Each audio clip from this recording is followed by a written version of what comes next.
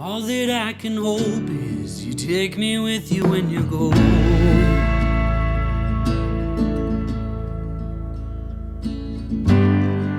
I guess I should have known I can't leave with you when you go. Now Cow Island is awfully quiet, with your screen door staying closed. And if I learned French like you told me, baby, I would hear your ghost.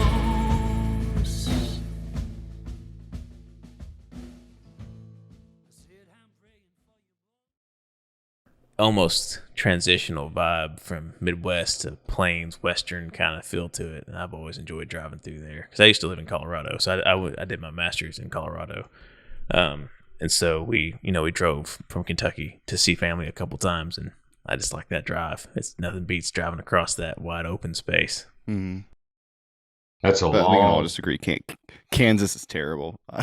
Driving across Kansas is a long drive. Man, it never ends. It is. Yeah, it's a long haul. You get excited to see grain silos. Like, oh my God, there's something different. Yeah. Oh man. See, I kind of like it because there's no traffic. Yeah. Especially as soon as you get outside of Kansas City, you're done. You shed the traffic and you can just cruise. So I really don't mind it, but that's just me. Maybe I'm weird. You're weird. The first time I drove across Kansas was from east to west, and I had an altimeter in my truck for some reason. I don't know what vehicle it was, but I was watching just like the slow tick up from basically sea level at the Mississippi River up to Denver's altitude. Is pretty wild. It's like this Kansas is really just one big hill. Yeah, I looked it up one time out of curiosity, and I think Kansas City was at like 500 feet above sea level, something like that. And then Colorado, which is the town that's on the border of Colorado and Kansas, or Colorado and Kansas, is about like 4,500 feet or 4,200 feet. Wow. So that's a significant elevation gain, but it's flatter than a pancake. It's the ultimate optical illusion. Mm-hmm. Yeah. What's really telling is as you get close to that border, you start to see like the peaks, like you kind of start to see the 14,000 foot peaks kind of peeking over the horizon, but you can't see the mountains until you actually get a little bit into Colorado, and you actually, there's a downhill segment that goes down to Denver. So like Denver's actually a little bit lower than a spot about 100 miles to the east of it. So it's that like that you get crest over that point. I mean, you've driven it, but it's just pretty wild that it's all flat, but there's a very noticeable hill before you even get to Denver, which is pretty wild. Otherwise, you'd see it from 300-400 miles away. Yeah, wild times. But enough with a geography lesson. We're sitting here with retired general, that's of the 4-star variety, Robert Abrams, who has been gracious enough to join us while he's trying to enjoy his retirement. And so, can we call you Rob, or what would you prefer? If you want me to answer you, that is not one of the options. Okay. So you can. So, yeah, it's funny about that. So who calls me Robert? Yeah, no one.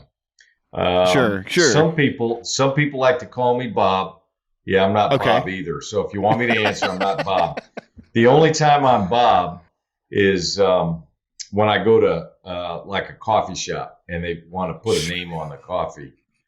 I give them Bob. I use a pseudonym. Sure. And it works fine. So my go-by name is Abe, like Lincoln. Which is why. Yep. So you can understand why I don't try to do that at Starbucks, because then they go, Abe, what is that? So it's just easier to tell people, yeah, I'm Bob. And then they go, there's no argument. They really want to make. Yeah. So if it's Bob, and then they go, Bob what? And I go, no, just Bob. Just Bob. Yeah. So, but I go by Abe. Yeah. Well, Now, we'll go with 3 monikers. Yeah, Abe, we'll go with Abe. Abrams, or Sir. Abe General Abrams. Those are all good. You call me General Abe. A lot of people do. It's fine. Whatever you want to call me is good. But I want to thank both of you for having me on the podcast. I'm a big fan. I follow it, and I look forward to the opportunity. That's pretty high praise. I remember when we actually set up a Twitter kind of like last minute. We're like, we don't really do anything on Twitter. I was like, you know what? We'll throw it up there. And then it wasn't too long after that you posted a picture of yourself up on top of Sperwan Ghar. I was like, we gotta add General Abrams. And then you added this back. It was the greatest achievement of our Twitter campaign. So it justified the entire existence of the account. Yeah, that was a cool moment. Because you have a pretty interesting history of Sperwan Ghar, which we'll get into a little bit later. But typically, the way we kind of kick these things off, as you know, is generally we asked for a brief introduction of people's military career, but your military career is a little bit more illustrious than most. So, if you don't, your family history is steeped in it. So there's one aspect of it that it'd be kind of cool to speak to. But we'll just kind of give you the floor and kind of give us a spiel on why the military, sure. How you ended up, your trajectory, etc. Yep, sure. Well, as you guys know, I'm the son of a soldier. I'm the youngest of 6 kids. Both of my older brothers were soldiers. All 3 of my sisters married soldiers. My wife is the daughter of a soldier. And her brother, she's got one brother who's also a retired soldier. And how many of your siblings are generals? Yeah, so my oldest brother retired as a brigadier general. My middle brother retired as a 4-star, and unfortunately, he passed away way too early in life. He passed away in 2018, in August of 2018, and he was almost 72 years old, and tragic, died of brain cancer, so a form of brain cancer. And I'm very sorry to hear that. Yeah, so it's our father was was the former Chief of Staff of the Army. He was the 26th Chief of Staff of the Army from 1972 to 1974. He's the only chief to have died on active duty. He's the first armor officer to serve as the Chief of Staff of the Army. You can imagine that. Oh, wow. And, his military history speaks for itself, and, claim to fame started really in World War II and came up through the ranks. But I was born in, because I am an Army brat, youngest of 6, I was born in Germany when my father was a division commander when I was born, which, I tell people that today and they're like, they can't imagine. But it was a lot younger time period, right? He was a lot younger. Yeah. He was a 45-year-old division commander. Wow. And which is still kind of old to have kids, but I was born in 97th General Hospital, Army General Hospital in Frankfurt, Germany, and grew up mostly overseas. People say, what does that mean? I lived when my dad was in Vietnam 5 straight years. That's a long deployment. Yeah. Good Lord. And so that we would have a chance to see him occasionally, if you got a chance for R&R, our family, my mom and the 2 nearest sisters to me in age, who were both in middle school or junior high and high school, we lived in Thailand, Bangkok, Thailand. So I lived in Thailand for 5 years and went to an international school while my dad was in Vietnam. So I share that with people because it is, everybody's a product of how they were raised. And I had a unique childhood, but it wasn't unique because I was in this all, military family, and my father was, a flag officer and a 4-star general, it was because of my life experience, principally living overseas. And that certainly had a hand in shaping who I am. My father passed away when I was a freshman in high school, and I went to a all-boys Catholic high school there in Northern Virginia. I honestly did not know what I was going to do with myself. So I like to tell this story, and I'll be brief about it. I didn't really know what I wanted to do. And but between my sophomore and junior year, my mom and I were going to go on a trip to visit my two brothers who were stationed in Germany at the time, young majors. And I mentioned to my middle brother, I don't know, maybe I'll join the Army. Maybe I'll go in the Army. Maybe I'll apply to go to West Point. And my middle brother, he kind of thought of me as a young, soft, punk kind of. He didn't have because we had a huge age spread, 14 years difference in age. And so anyway, we went to Germany, and he said, "Are you sure you're thinking about it?" And I said, "Yeah, I am thinking about it." He says, "Well, I'll tell you what." And he was the S3 of a tank battalion. He said, "I'll tell you what, I'm going to hook you up with a tank platoon leader and a tank platoon, and you're going to go to work for 2 weeks. And you're going to do whatever they tell you to do. You're going to be lower than a private." Yeah. And so I reported to this Second Lieutenant Bill Hewitt, and I went to work every day and put on coveralls, and they were getting ready for a big IG inspection, and they worked me like a dog from, sun up to sundown. And at the end of it, I knew two things. The first thing I knew is I really liked being in the Army, and they about killed me. But I love the teamwork. I love the camaraderie. I love the shit talking. I got to play basketball on the weekends with these guys, and I was a basketball player in high school. It was just it was really up my alley. I knew that. The second thing I knew is if I'm going to do this, I'm going to get on a path where I can be in charge, because I knew then, as a rising high school junior, we were doing some stupid stuff. And, I couldn't say anything. So, okay, if I'm going to do this, I'm going to be in a position where I can influence the outcome so that we stop doing stupid stuff. And that's what set me on the path to apply to West Point. And I got accepted, and I graduated, and I won't go into all the details of my bio, but I'm an armored cavalryman.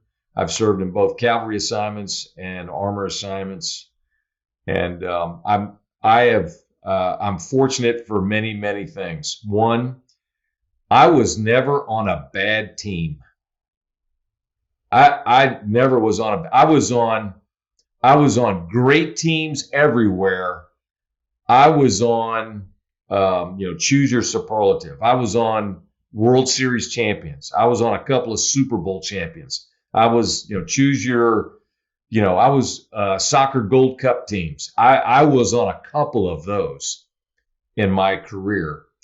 And I was just lucky. I served with some awesome people, and I was on awesome teams. Number two, I had one bad experience with a boss. One. Wow. And if you want to talk about that, I don't think you do, but I had one bad experience when I was a battalion commander. I had two different brigade commanders when I was a battalion commander, and the second guy I worked for, it was not good. I think that, we may get into something about that, about, what do I think is most important, right? About, serving as a leader. And for me, the most important trait is one's character and their integrity. And leaders, it's easy to do the right thing. It's easy to stand up and be counted for and speak up when things are going well. Oh yeah. Right. But it's not so easy when bad things are happening and you have to own it. And you have to, what we call, speak truth to power. And when people are not doing right by their soldiers and their families, in my view, you have a responsibility. You have a sacred responsibility actually to speak up on their behalf.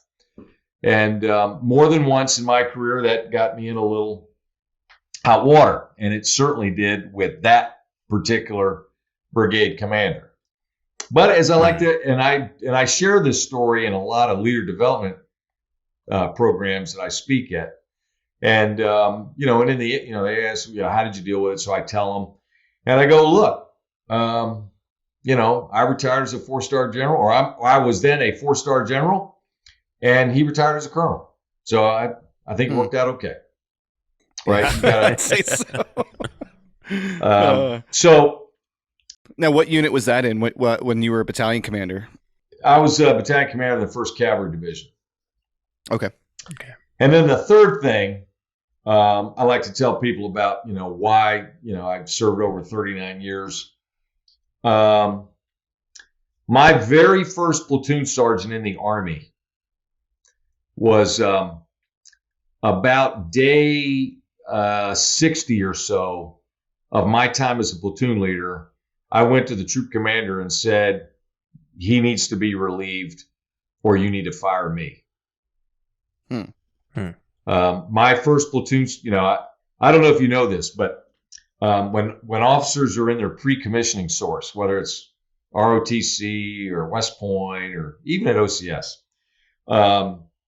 the smart ones every night are saying a prayer to whoever they pray to. God, for a good platoon sergeant. Please give me a great platoon sergeant. I'll do anything for a great platoon sergeant.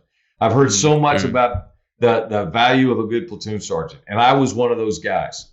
And so when I showed up at my first assignment, I sat down with my platoon sergeant, and I followed the guidance I'd been given. I did mostly listening about expectations of what he expected from his lieutenant and what he was going to do as the platoon sergeant, and it was all good. And at the end, I said, hey, Sergeant First Class so-and-so, I said, I'm with you on all that. And I said, and I consider myself an apprentice. I got a lot to learn. But let me tell you one thing that's not negotiable. Integrity is not negotiable.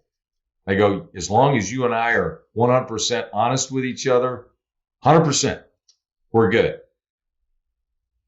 You break that. I said, I do know enough to say that's unacceptable. So in the first 60 days, he didn't lie to me once.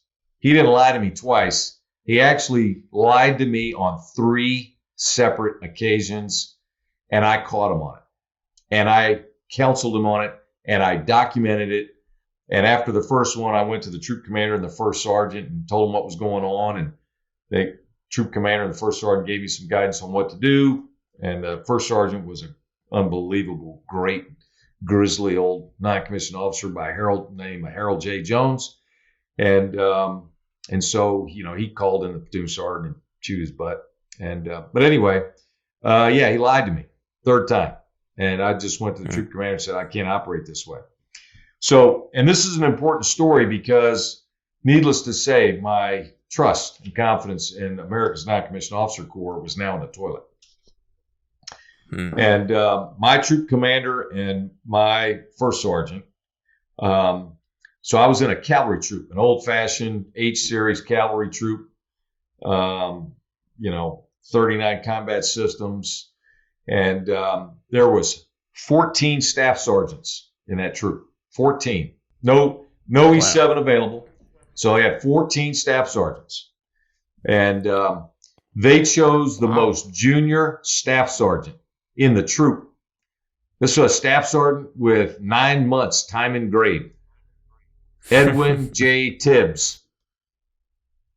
And he got selected to be my platoon sergeant. He was the tank section sergeant in 3rd platoon of B troop, and I was in 2nd platoon. And so Sergeant Tibbs came over, and what a great guy. And I, we got to do an in brief. And he said, "Hey, Lieutenant Abrams, I'm going to make this easy for you. We're going to do whatever you say.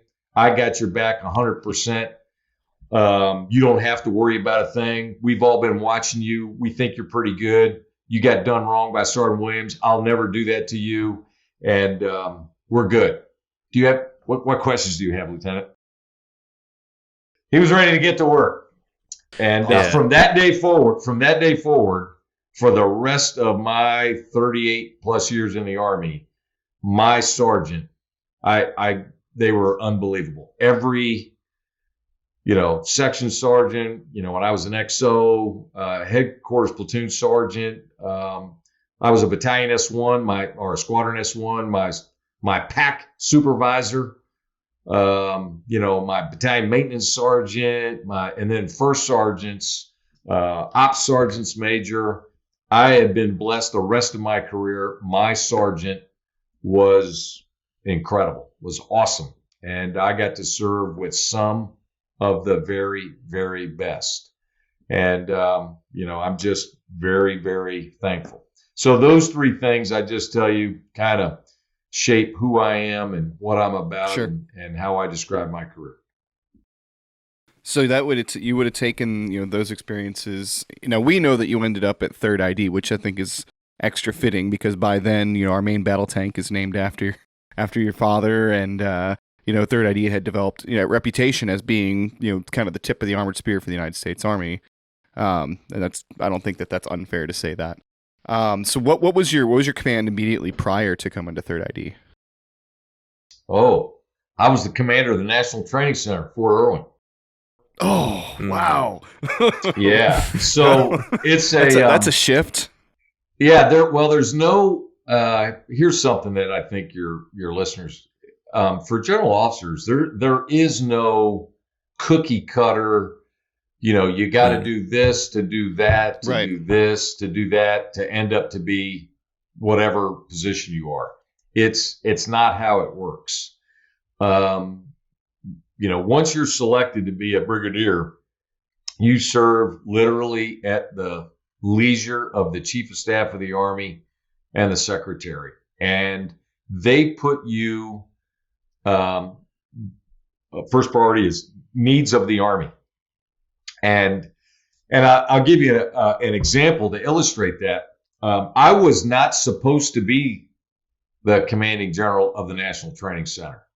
I was a 1-star here at Fort Leavenworth, and I was already slated and had been told I was going to be a deputy commanding general in the 1st Infantry Division at Fort Riley, which is not very far from here. And every quarter, the Army 4-stars get together and they talk through general officer assignments. And so this was at a December 2000, when was that? 2008 was a 4-star conference, and everything changed. So the summer of 2009, I was supposed to go to Fort Riley, and after the 4-star conference, they called down to my 3-star boss and called me, and he said, "Hey, remember I was told you're going to Fort Riley? Yeah, you're not going to Fort Riley. Okay, sir, where are we going? You're going to Fort Irwin." And could you go tell your wife, and if there's any showstoppers, I need to know. So I called the next day and I said, "No, we're good."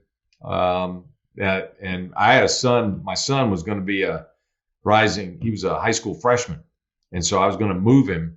I'm sorry, in 8th grade, and so he was going to finish his 8th grade year, and then he'd be a freshman at Silver Lake High School down at Yermo. If you guys can remember that, that's where the high school is for soldiers signed to Fort Irwin. So anyway, and then he goes, "The other news is this was December." I said, "When do I need to be there?" And he said, "Yeah, you need to be there in February." So I had to go to a 6-week general officer course in between there. So I went to the course, came back from that. My son stayed in school. My wife and I got on an airplane. I flew to Fort Irwin, and took command. No, I'm sorry. I drove out. She flew in for the change of command. And then she went back to Fort Leavenworth to be with my son to finish out his 8th grade year. And I was a geo bachelor for about 110 days or so until she and my son drove out. So I wasn't, I was supposed to be in 3ID or 1ID. Anyway, so that's where I was. And I was there, until the division headquarters, as you know, had just gotten back from its 4th back-to-back deployment. In fact, the entire division had done 4 back-to-back since the invasion, 2003. So, and I had never served in the 3ID, and that's a whole other story. I wasn't originally slated to go to 3ID, but it worked out that way, and I was honored to be able to go there and serve. And that's how that ended up. And when did you arrive at 3rd ID? Yeah, so that's a whole nother story, right? So, it's again, geo assignments, but I actually got there in March. So I left Fort Irwin in March, had to pull my son out again mid-semester, and we moved to Fort Stewart, but the commander at the time, Major General Tony Kukalo, there was a delay in his follow-on assignment. So instead of taking command right away, I remember this. I was a special assistant, and what I did was I dropped off my family, and 5 days later I drove to Washington, and I was on the transition team to assist General Dempsey, who was then the TRADOC commander. He became the chief of staff of the Army, and I helped General Dempsey as part of his transition team to get him ready to become the chief. And when that was done, then I went back down to Fort Stewart and took command in May of 2011. Okay. Imagine our surprise when we drove through the front gate of Fort Stewart, 5-day drive from Fort Irwin, California. Whew, man, yeah, that's the opposite side of the coin in so many ways. Yeah. Oh, man. I was at the change of command ceremony. I was out there in the field. So I remember the timeline kind of sticks out to me. Well, being hot. Hopefully, yeah, it was hot. Hopefully you remember that my remarks were at about 95 seconds. Yeah, I do. I definitely remember that. I gave pretty short remarks. Yeah, I know, because we were all we had been working on it for 2 weeks before the ceremony even happened. So because you had been there at 5:45 for the squad formation, for the 6:45 company formation, for the 7:45 battalion formation. But yeah, I do remember your remarks being quick, and we were like, "Oh, that's it. We're done. We're marching out of here. Great, let's go."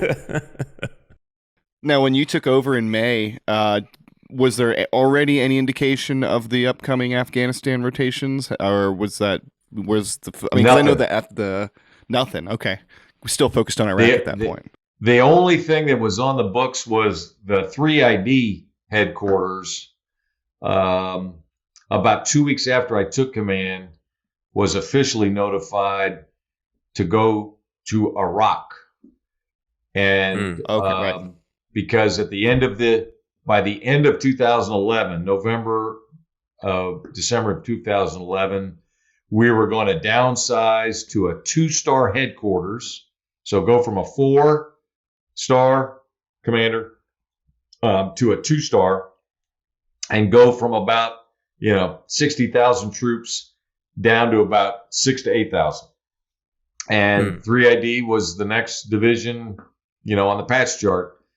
So they put us on a deployment timeline to go to Iraq. And I think I did my first pre-deployment site survey, to Iraq. Wow, it was pretty, I want to say maybe the first week of June. It was quick. I mean, I got on an airplane and went over there. I ended up doing 3 different pre-deployment site surveys to Iraq because we were certain that we were going to go. We were just awaiting the final decision from the president. And as everybody knows, in November, the president decided we're leaving. It was fast too. He announced it like as the last, official combat vehicles were like on their way out the country. Like, because I was in basic training when he announced that. And we're like, what do you mean we're out? And he's like, yep, boom, we're done, calling it. I was like, okay, yeah. So at the brigade signal company and then in the division signal company, we have our J&N, those big nodes with the satellite dishes. Yep. And so and our J&Ns were already down at the port. They were already at the airfield, block braced, ready to go, and getting ready to get on an airplane when the call came to don't send them. So we were Yeah, I mean, when they called, we were the division headquarters. We were my Advon was already there, and we were 2 weeks, I think, from the main body getting on the airplane. Wow. And when they canceled that, did you immediately get the follow-on that 3rd ID Command would be heading to Afghanistan later in 2012? Or it was just like, hey, just cease operations? So cease work, and then, so now we've got a division headquarters that's fully manned, went through all the train up. I went through mission rehearsal exercises and, command post exercises. And so when you have any unit that's at that level of readiness, they're like, okay, well, we got to use them somewhere. So then they're like, okay, when can we get them into Afghanistan? And the earliest, the need for a U.S. division headquarters was going to be August of 2012. So I got that call. I got the call to knock off going to Iraq in the middle of November. By the first week in December, I was told, okay, you're going to Afghanistan and you got to be there in August. Okay, so not too long of a turnaround then. And we started prep the next week. Mm-hmm. And this was just the division headquarters at that time, right? You didn't know any of your other brigades or battalions were going. A week after, maybe 3 days after we were told is when they laid out, hey, we think you're going to send a brigade to Aruzgan to be Combined Task Force Aruzgan. And so we got that warning order. I didn't even know what CTU, Combined Team Aruzgan was. And then the next day, I think, is when we got told, hey, one of your battalions needs to go in February and to augment a striker brigade that's on the ground in RC South. Kind of walk us through the process of getting that requirement down and then deciding, ultimately who's going to end up being that battalion. Yeah. So it went sort of like this. We finished Thanksgiving. The division headquarters gets told it's going to go to Afghanistan. Then we're told a brigade's going to go to RC South to Aruzgan. We don't know what the exact shape's going to be. It's going to do some advise and assist. And so the next brigade inside the division's queue was 2nd Brigade. And because 3rd Brigade was already deployed to Iraq and was transitioning back down to Kuwait. I don't know if you guys remember that. I don't. Yeah, I do vaguely now because I remember when I got to Fort Stewart, it was a little empty. Like, one of our brigades is gone. Yeah, because in my case, I was in basic training up until early February, and so I didn't go to NTC or anything like that. So I fell in on all this a good bit after it happened. So 3rd Brigade, the Sledgehammer Brigade, they were downrange, and so they got sent back. But anyway, so back to the Spartan Brigade. So the next brigade up for us with the longest dwell was 2nd Brigade. I'm sorry. Yeah, it was 2nd Brigade. And so then it was So that was easy. We got that done. And then we got the call, hey, one of the battalions needs to go, and it's not going to go in the summer. It needs to go like in February, end of February.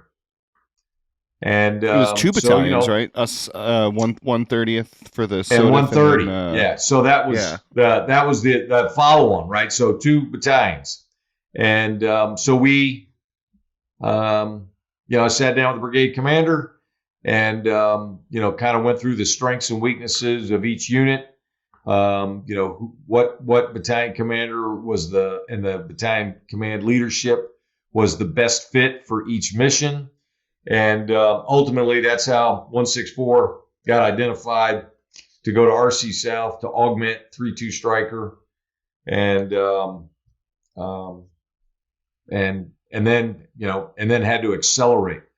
So that's why we spent all of December of 2011, drivers training, getting MATVs to Fort Stewart, people, driving, trying to get basic skills in an MRAP, and then we had to work with the National Training Center. We want to get some sort of training experience for the battalion, and that's how you ended up going out to Fort Irwin in January for a one-of-a-kind designer boutique 10-day rotation.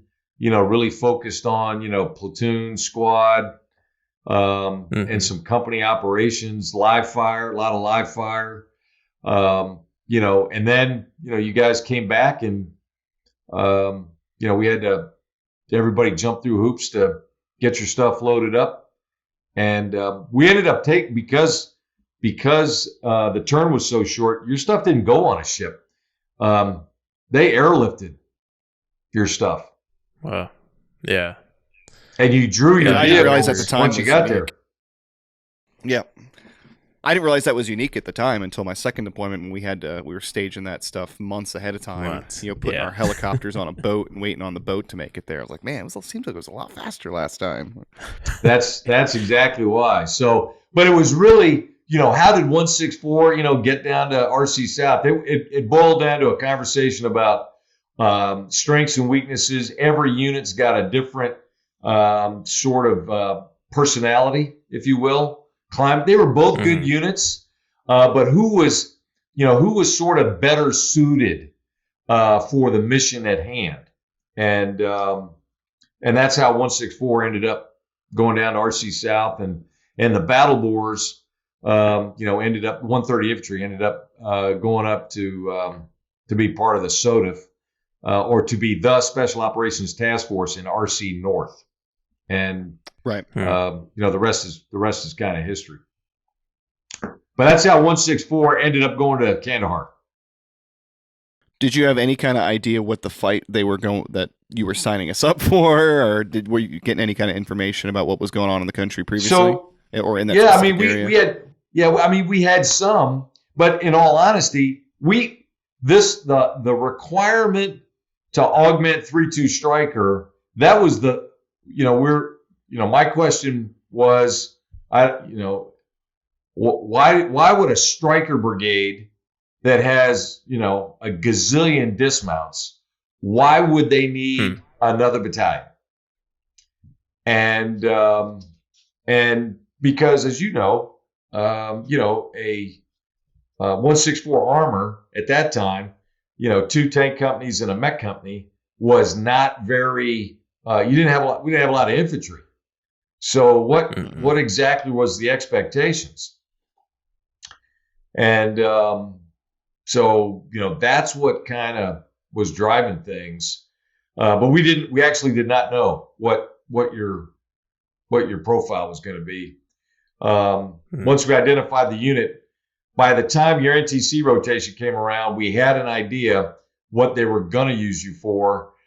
I've tried to check my memory banks. I actually don't remember that one of the companies was going to get sent out to Sperwan Ghar. I think that was a decision that was made, tactically inside RC South as you guys were getting into country to go in there and rip out with. Do you remember who did you rip out with? Would have been, I think it was Bravo Company 1-5 Infantry was on the ground when we took over out of 125 out of Alaska. Oh, they were getting ready to leave. Mm-hmm. Yeah. I just, for the life of me, I couldn't figure out why it required, why 3-2 Striker. They had the same size Striker brigade as 125. I don't know what. So I think the difference was 125 had 2 battalions in Panjway. They had 321 infantry and 1-5, and they basically had the strength of 2 battalions because they had Cop Mushan Talakan, Zangabad, Sperwan Ghar, Kenjakak, and Soja. So they had 5 bases, basically 5 company-sized cops. And 123 didn't have enough companies. That was my understanding. They need more battle space owners. Okay, well that was all pretty fluid. At that point, as a division commander, we were focused on making sure you guys had the right kit. That we had as much of the the Afghan CIF stuff to be able to give you, and we got the unit through a good training experience at the National Training Center to give you the confidence in yourselves, your equipment, your teammates, and your leadership, that you could get over there with enough skills to be able to get ripped in. And then, you guys are going to have to learn as you went, which is what you did. Yeah, pretty much. Yeah. I mean, I will say the training cycle leading up was pretty intense. Of course, we inherited Brian Kitching, who started pushing us hard on physical fitness and things like that, which paid off, obviously. But I do remember that NTC rotation specifically being probably some of the best training I got in the Army, honestly, because it was infantry training instead of Bradley training, right? So that panned out well for us, and we were able to be infantrymen first instead of Bradley gunners first, and then infantrymen second. So.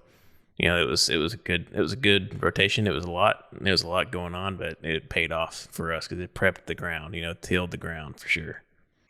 And for what it's worth, the training that I got to do, which was not NTC, because when I showed up to 3rd ID, they were already at NTC. They basically handpicked us up out of reception and said, if you're not married, you're going to 164 and you're going to Afghanistan. So we did an abbreviated train up. It was exactly the way it was. They said, raise your hand if you're married, and all the married people, cool, you're going to 4th Brigade. Everybody else standing here, unless you got a real good reason not to go, you're going to Afghanistan in 3 weeks. And they sent us through like a abbreviated train up, individual, team, squad, live fire, some terrible IED lanes, every box that they needed to check to send us out the door. We did it in probably, I think, a 2-week span. And then I remember I reported to 164 3 working days before we got on the birds. So yeah, even that was, I know that had to be a division level effort as well, because it was very, we had every range that we needed. We didn't have to ask. The ammo was all there. Knowing what I know now about how far in advance ranges and stuff are prepped and planned for, I knew that had to be a big push. So it worked. It got us where we needed to go. I got to tell you, so you guys just mentioned it. So what the other great thing about your rotation is, 2nd Brigade had another unit, and I think it was 37 Cav went out there, and they drew all your equipment, and then everything you had, and then they turned it in. You guys, so Luke, you were talking about, hey, it was a great rotation. Yeah, because you guys all you had to do was show up and train. Yeah. You didn't have to go through all the pain of drawing all that equipment. Mm-hmm. There was other units in your brigade that did that for you, and cool. It was at my level, the teamwork inside the brigade to help get you guys out the door. It was really outstanding. And they, in my view, they did a great job because, later 37 Cav ended up deploying to RC North. Mm-hmm. Yeah. Yeah. And there was nobody to help push them out the door, right? They were having to do that on their own because both they and 1st Brigade were deploying about the same time. So it was unlike, you guys didn't ask me this, but what's different aside it's a different country. When 3ID's previous rotations to Iraq, the whole brigade went together, right? They went on the same, they got the same manning at the same time. They got equipped at the same time. They got modernized at the same time. The whole brigade was together, and then they deployed together, went to Iraq, fought together, turned around, came back together, right? And the division was generally, the brigades were, plus or minus 5 or 6 months within the same window. The big difference with Afghanistan, aside from the country, is every brigade, I shouldn't say every, 2nd Brigade, then 1st Brigade, and 4th Brigade, they all deployed, but they did it in piecemeal, and they didn't have everybody under their flag in their area. Right. Even 4th Brigade didn't. When 4th Brigade deployed in 2013, one of their battalions, 369, Speed and Power, ended up going as a, 1st Brigade's 369 ended up doing squad uplift for another SOTA. Mm-hmm. So that went out of 4th Brigade. 4th Brigade did get to deploy as an entity. That is true. They went to Ghazni together.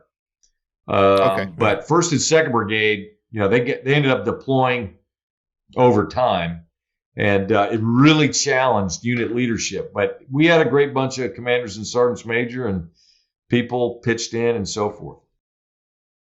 Yeah, it's pretty wild, especially, like you said, for years it had been so strictly regimented, and then they're like, we just need bodies in Afghanistan and just, throw them out there.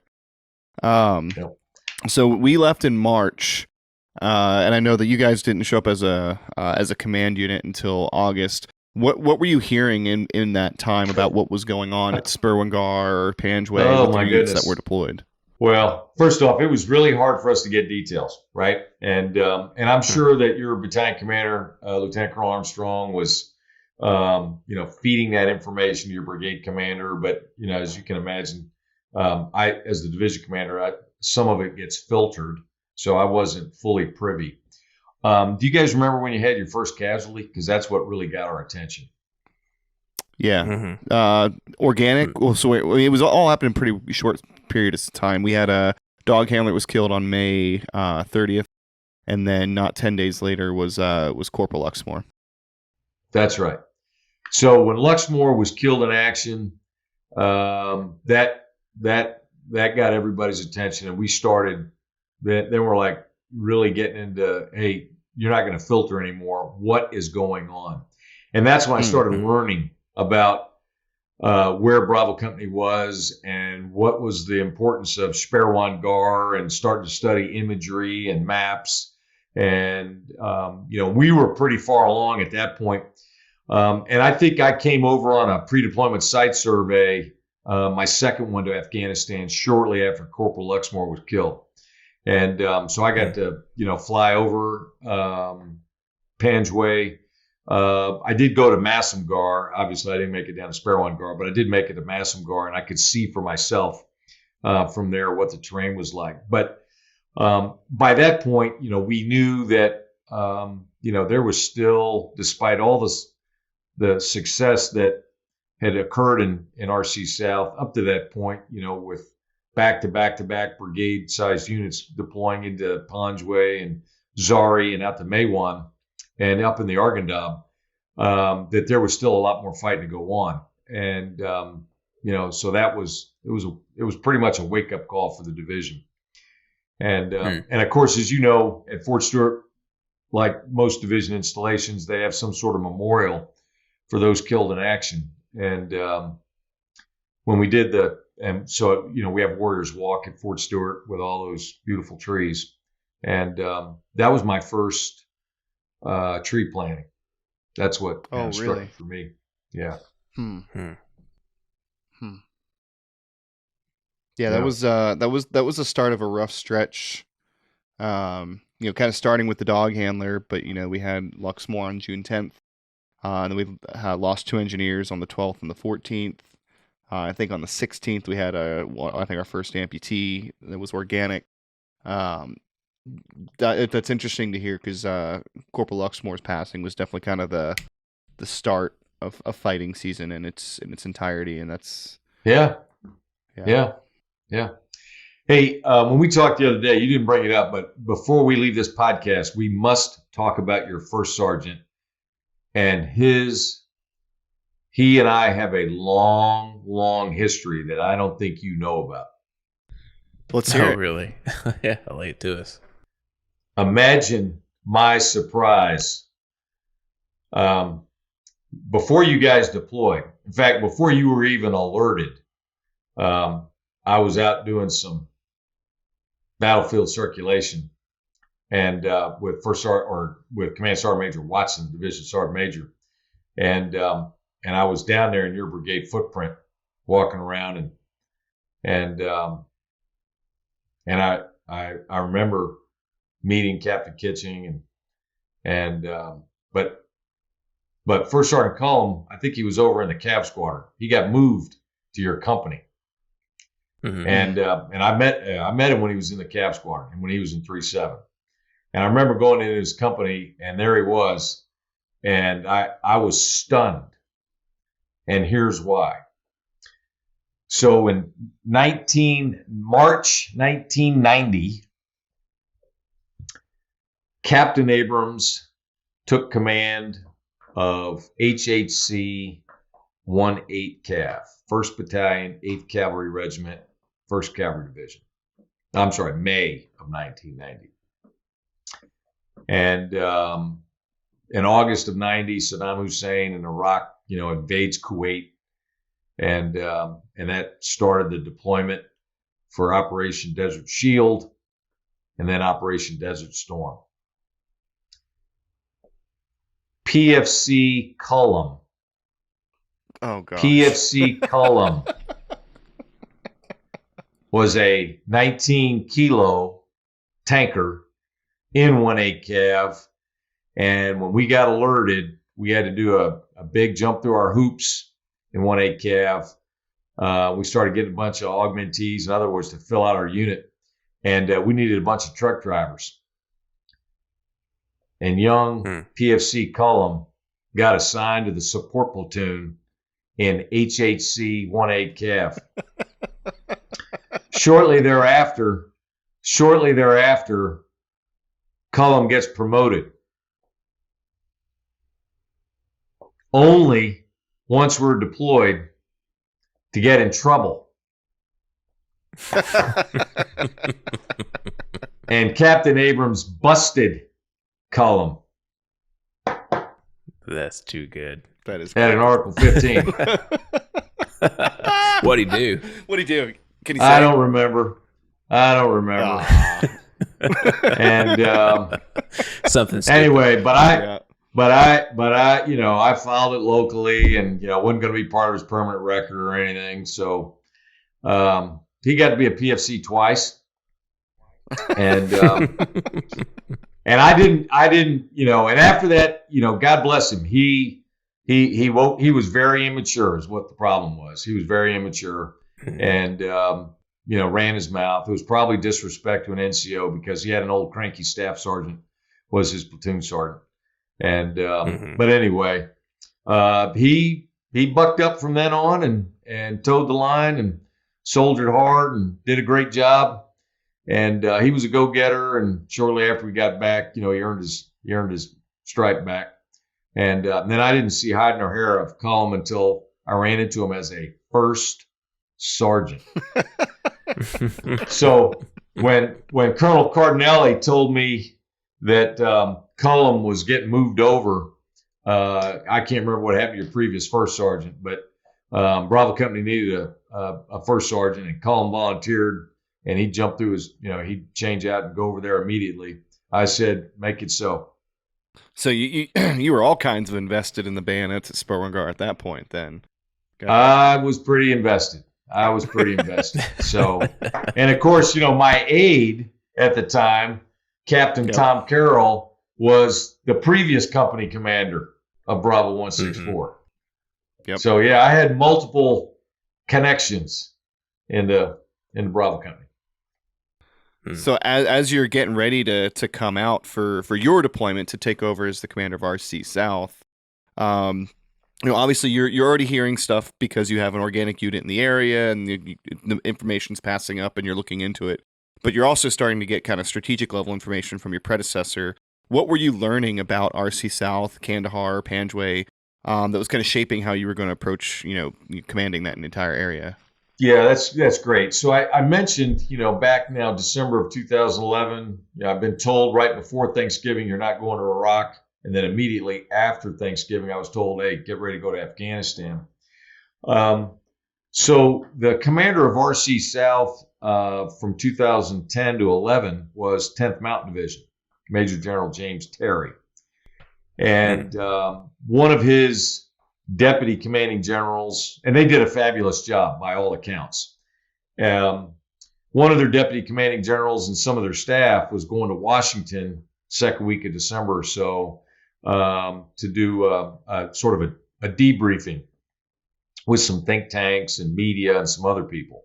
And it was, when the 10th Mountain DCG happened to be a West Point classmate of mine, Brigadier General Kenny Dahl. And he said, hey, why don't you guys come up here and we'll do a mind meld with you. We'll do a data dump. It'd be good for you to sit in, and then we'll be able to introduce you to all the sort of the key people.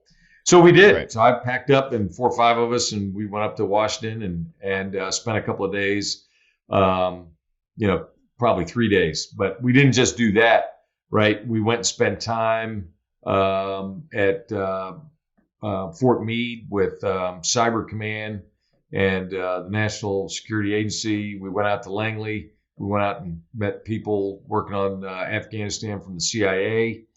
And then, we spent some time there in Washington, D.C. with a couple of think tanks and spent some time with the Joint Staff in the Afghanistan-Pakistan Coordination Cell. So we used it as a sort of our initial contact and deep dive into Afghanistan. And and then from that, right, we got on the timeline for we had to go through another mission rehearsal exercise. This time we did it in conjunction with 5th Corps, which was going to come over and be the next IJC, and commanded by now Lieutenant General Terry, who just had left 10th Mountain, and now he's going back as a 3-star to be the IJC commander. And what does IJC stand for? ISAF Joint Command. Okay. So remember, you guys were all under ISAF, International Security Assistance Force Afghanistan, and IJC was the 3-star operational headquarters. Okay, gotcha. So yeah, and look, the strategic directory. This was always about 2 things, and this was the direction that had been started, a couple of years beforehand.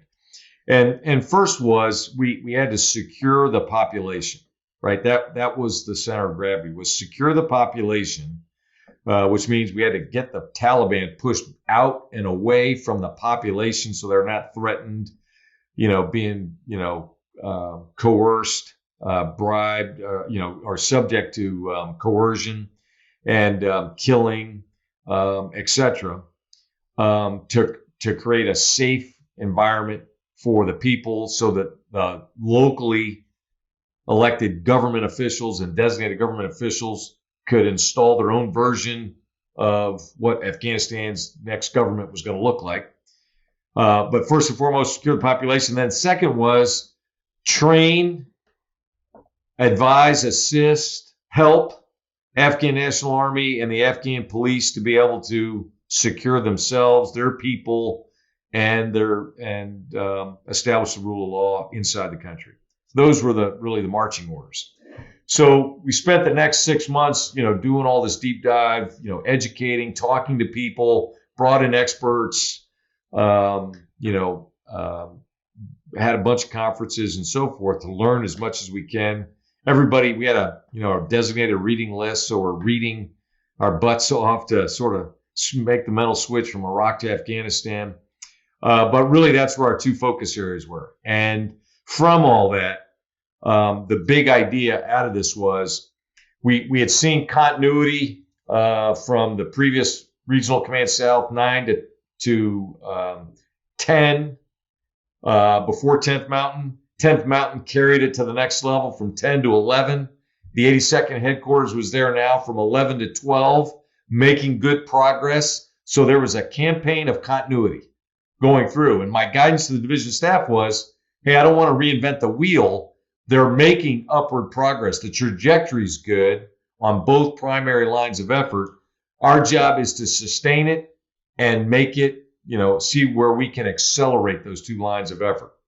So that was our mental state of mind as 3ID headquarters came in to assume Regional Command South in August of 2012. Now, when we spoke to Colonel Rutherford, we went out to West Point and chatted with him. He talked a lot about some of the power brokers in the area, and we were really surprised to learn that a lot of them aren't even in Afghanistan. They're in the Emirates or they're in Qatar. Did you have any kind of communication and relationships with kind of the landowners and the out of country power brokers? Not the out of country guys. My focus was with the power brokers inside Afghanistan who could help us on those lines of effort. And oh, by the way, the power brokers are not always the guys in uniform, nor are they the guys that have governor in their title, whether that's district governor. It's just a lot of random rich guys. Provincial governor. Right. So, Karzai's brother, one of Karzai's, Hamid Karzai, president of Afghanistan's brothers, lived in Kandahar. Mm-hmm. Yeah, I'd go over and see him, every month or so, have dinner at his house. But he wasn't the only one. There was plenty of, of these key influencers throughout Kandahar. Unfortunately, a bunch of influencers were in Pakistan. And of course, we were hands off, couldn't do anything there. Mm-hmm.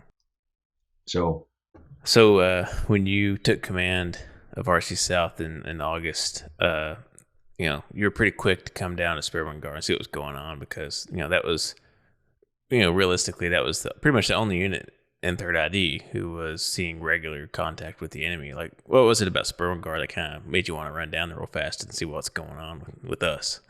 So it was a couple of things. First off, to your point, right? You were the only 3rd Infantry Division unit deployed to Afghanistan. I mean, your battalion headquarters and your other companies were back at CAF, but you guys were in the middle of. It depends on where you're stationed, right? The guys up in in RC East all claim that was the most lethal, dangerous place in the world, and they that was a bad area. But I put Panjway up with anybody's bad area. I mean, it's just a bad place, and you didn't have mountains, but you had something worse, in my opinion. And that's called grape rows and grape fields. I agree. And depending upon the time of the year, you had 15-foot marijuana stalks, or you're surrounded by poppies, right? So it's. I remember the first time I was in a striker, and we were out somewhere, and It's not the first time I'd seen marijuana, but the first time I'd seen marijuana plants 15 feet tall that looked like bamboo. It's like a miniature jungle. Yeah. So it was, so I think it was partially that. The second thing is, I know you find this hard to believe because I'm a general and I was a division commander then. I was a company commander. I was a company commander twice for 33 months back to back, to include Desert Shield and Desert Storm. when I commanded headquarters company. And back then the HHC was, 325 Muldoons. Mm-hmm. I remember vividly what life was like in a company. And I was not really happy to have a 3ID company attached to a Stryker battalion at a JBLM in combat. That was, and all I could think about was, that because it puts the company leadership in a really difficult position, right? Because it's not his boss is at CAF, his 3ID boss, but his tactical boss, the guy he's getting orders from to put people in harm's way, is at Zangabad. And I didn't know then Lieutenant Colonel Rutherford from Adam, right? I got to know him, but I didn't know him. Right. And when you don't know somebody, trust is earned in my book. Sure. Right. Trust is not given. Trust is earned. And so it was a little personal for me, thinking that I got a mechanized infantry company worth of infantrymen, stuck out in the middle of Panjway, pardon my expression, but in the middle of Shitheadville, under the command of some guy from JBLM. And I wanted to go see, I didn't want to hear, everybody wants to say, oh, sir, morale's great. Oh, the guys are doing great. Yeah, they're, we get out and check on them. And, because nobody wants to tell me the bad stuff. So I learned long ago, the best way to find out what's going on in your unit is to go see for yourself. I knew that as a company commander. I knew it as a field grade officer. I knew it as a battalion commander, brigade commander. I just go see for myself. And then I'd go back and debrief the unit leadership about what I found, whether it was, authentic or not. And, most times, after they knew my deal, they my subordinate commanders, they knew I'm not going down there to sharpshoot them. I just need to go see for myself because I ask different questions. And I'm going to find out different things that maybe they can't find out because I got a different perspective. So that's all of that got me in the helicopter that day to fly into Sperwan Ghar. Now, were you surprised by how nice the living conditions were at Sperwan Ghar? No. I've been warned. Really? No, I've been warned. I've been warned. And, they, as you know, I visited every piece of tactical infrastructure in RC South. I hit every place at least twice. Some guys got repeat visits. I mean, every tiny, if there was a section, if we had what we call tactical infrastructure, right? We had a unit there and they were in there and that's where they were. I went and saw it. And to include the village stability platforms that the Green Beret were doing. Because you had one right down the road in Bellenby. Remember? Yep. Oh yeah, I visited Bellenby for like 3 times. For other reasons. Yeah, they needed some supervision. They did, right? And so I got to see a lot of shitty living conditions, and so it didn't. It was bad. Don't get me wrong, it was bad. But unfortunately, it wasn't. We had other places as bad. Unfortunately. Oh, Sperwan Ghar. But you guys. What's that? We call it the Sperwan Ghar is the deluxe apartment in the sky compared to most people's living conditions. Really, we loved it. As far as living conditions were concerned. I wasn't happy about it. Now I was happy, that you had overhead cover. Right. That's what mattered to me. The big one. And and you had some high ground when you needed it, and that's always important. But with that. Though you guys were a big target. But people need to understand that. You can't understand that change in elevation at Sperwan Ghar, that mound. You can't understand it until you're there. Right. Yeah. It's true. That's a good point. It totally changes the way the landscape interacts with it, essentially, right? It dominates. It dominates the entire valley down through there. So, but one thing you did find out when you flew in the first time was what we didn't have. And there's an anecdote that's gotten batted around a lot on this podcast because it seems to be a unifying one across every guest. Okay. But everybody remembers the milk story, so we got to get on record your version of the milk story. Yep, absolutely. Well, let's be clear. So that was actually the second visit. Okay. Oh, okay. Yeah. This is the second visit. My memory's shoddy. Yep. Yeah. The first visit was just, hey, I'm in Panjway. I had been over at Zangabad and I wanted to come see you guys for myself.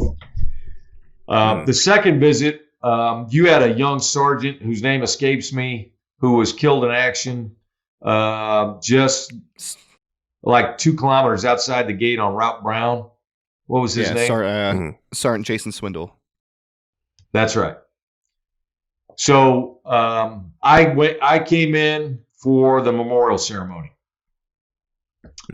And so Sergeant Major Watson and I flew in and, we attended the memorial ceremony. You guys, obviously, there was a lot of strong feelings about that sergeant, and it hit people pretty hard, and there was people having challenges dealing with it, like usually happens when a valued member, somebody that a lot of people are close to is killed, and it's kind of fresh, and for an old dog like me. This ain't the first time I've seen this, right? Sure.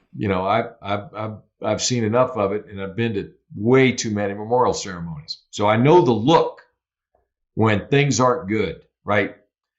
So I told your company commander, I said, hey, I want to, get all these yahoos out of here. There was some. I appreciate people who want to show up and pay their respects. I actually do.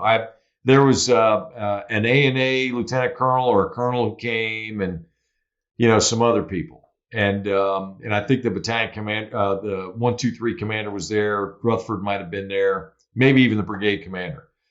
And I said, hey, I am going to talk. Me and the sergeant major are going to talk to this company by ourselves, and I don't want anybody around. So that's the setting for this whole conversation. And, it was an opportunity for me and Sergeant Major Watson to, tell you share our condolences and for those who were experiencing how hard it was to, let everybody know that it's okay to grieve. And if you're upset and, if you're, not feeling right, you're not 100%, your head's out of the game. If you feel like you gotta, cry your eyeballs out, these are all natural things that happen. And then we just wanted to listen, kind of what's on your mind.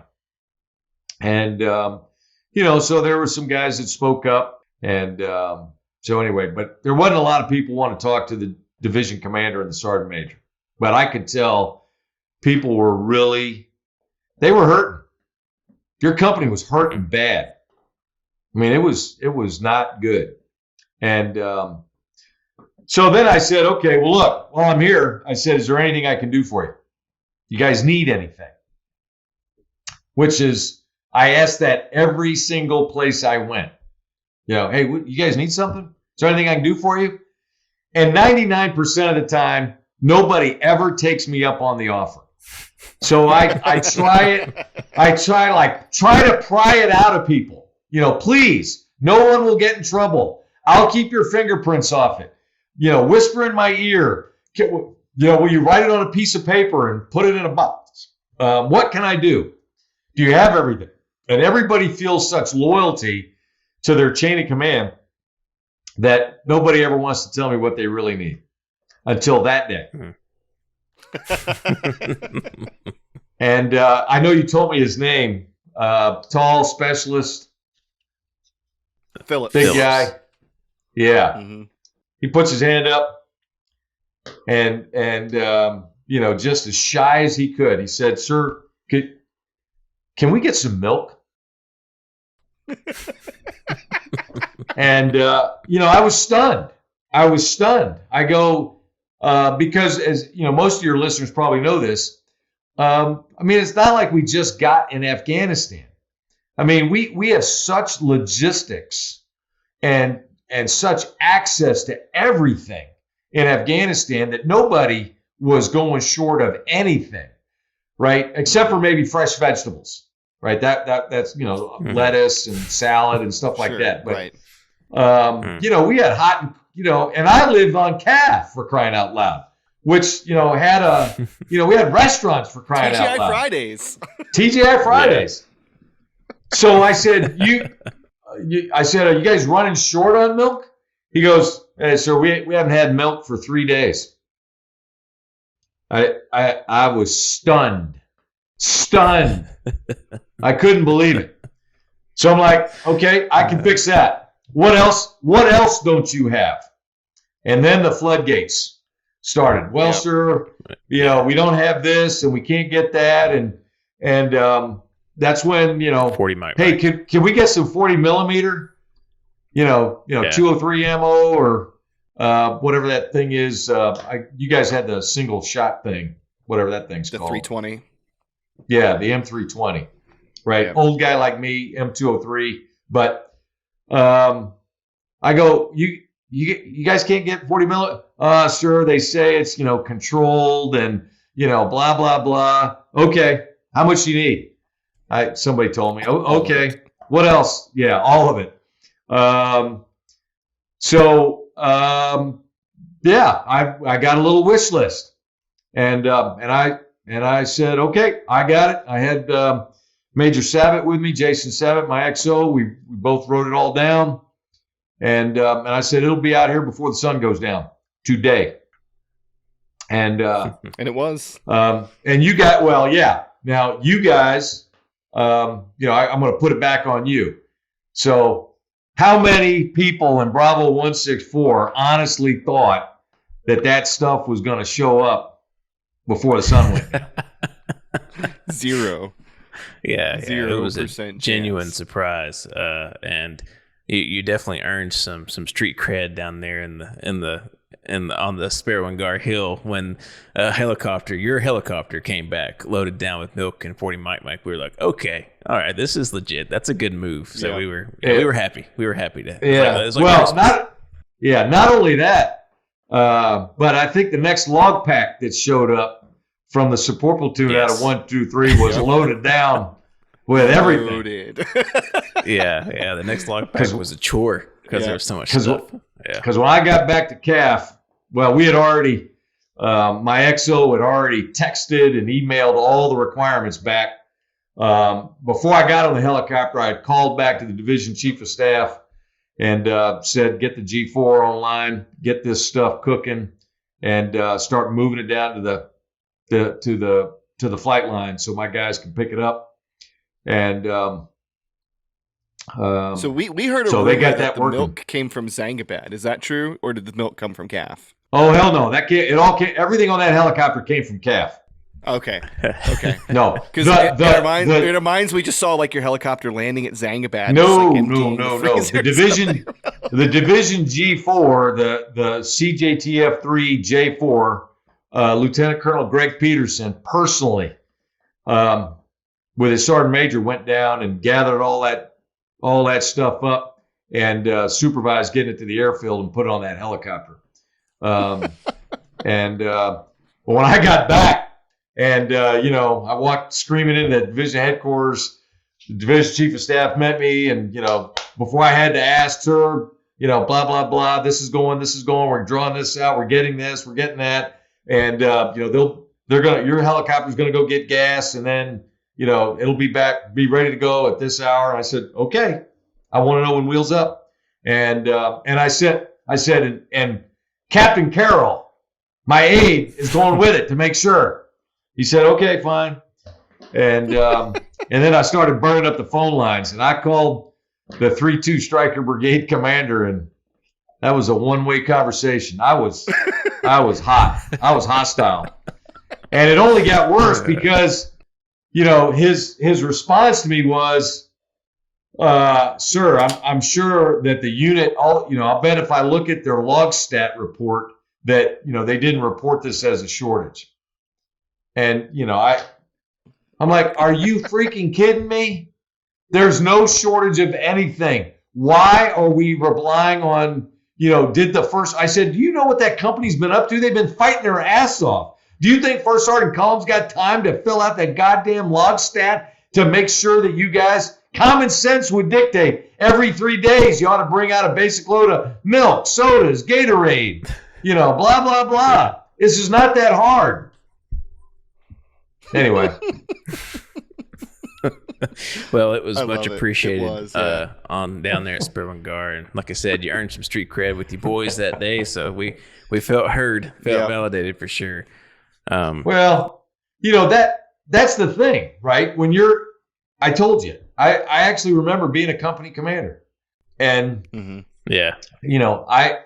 can count on 0 fingers the positive experience I ever had with a general in my division when I was a company commander. Yeah.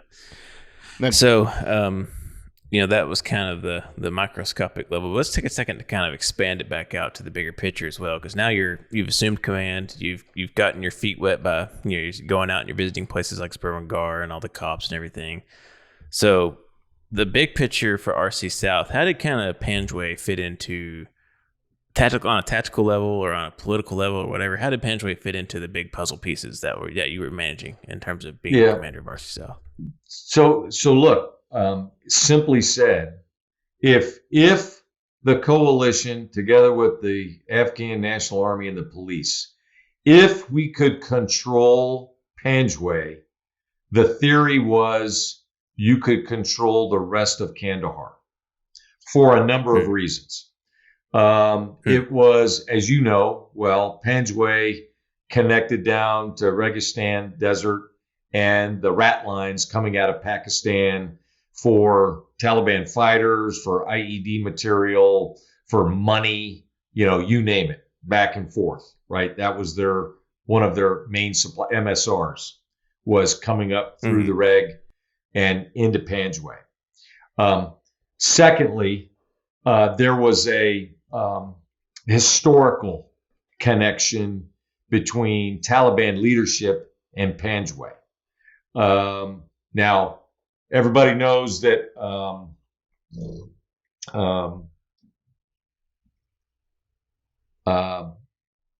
Osama bin Laden came from Zari, right? You mean Mullah Omar? Mullah Omar. Mullah Omar came from Zari. And which used to be not Panjway. Very far, but not very far from Panjway, right across the river. But a lot of his leaders came out of Panjway, and the tribal connection, and the name escapes me, but there's 2 principal tribes in Panjway district. They were at the beginning with Mullah Omar. And they all, and that family bloodline, all was in Panjway. So the theory of the case was if you could control Panjway, then the rest of Kandahar, you could fall in suit, right? You couldn't say that about Maywan. You couldn't say it about Zari. You couldn't say it about the Arghandab. You couldn't say it as you further went north, but you could say it about Panjway. So, and that's why we spent a lot of time and energy, put a lot of money, CERT money and encouragement into the Afghan government, that needs to be the primary effort and the main effort. Now, of course, that was a big problem in Afghanistan because you got us, the Americans, trying to tell the Afghans where the main effort is, and they want to put their main effort where they want to based on their tribal affiliation or where they're going to get the biggest kickbacks from or where the Taliban are telling them to go. Right. So that was always the friction, right, at the bigger level. And but that's why we invested so much in 1st Brigade, the 205th Corps from the A&A, and the security apparatus, and doing our best to try to find the best district chief of police and the district governor. All of that was tied to, that's why that was the main effort. So, and that's why, you guys had, you had all the balloons, you got cops, you got all that stuff. Now, the 205th Corps, they were primarily not from Kandahar. That's correct? They're mostly from the north? Yes and no. And this was one of the biggest challenges.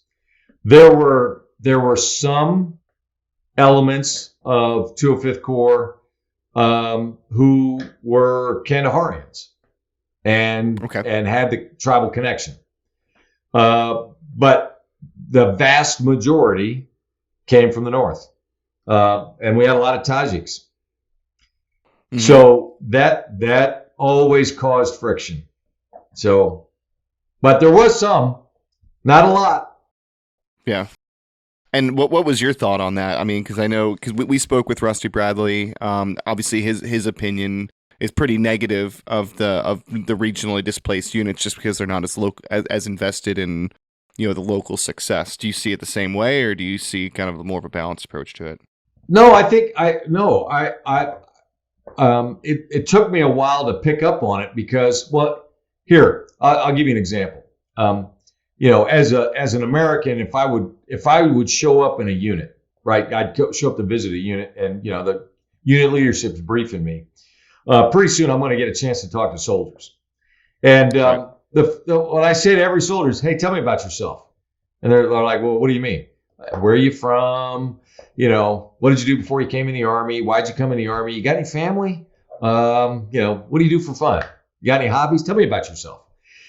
And but always starts with, "Tell me where you're from," because I'm fascinated in our own Army. You guys don't know this, but our Army is so diverse; it's unbelievable. We got people from all walks of life. Truly, we got city kids who've never had a driver's license. We've got country boys who've been driving since they were 12. And everybody in between. So I would do the same thing with Afghans. I would always, when I'd be with a unit, and I'd be talking with Afghan soldiers, "Hey, where are you from?" Right? As the general, they'd show up. They'd always want me to give out awards. Right? They got certificates and blah blah blah. And I didn't just pass out an award. I'd ask them where they're from.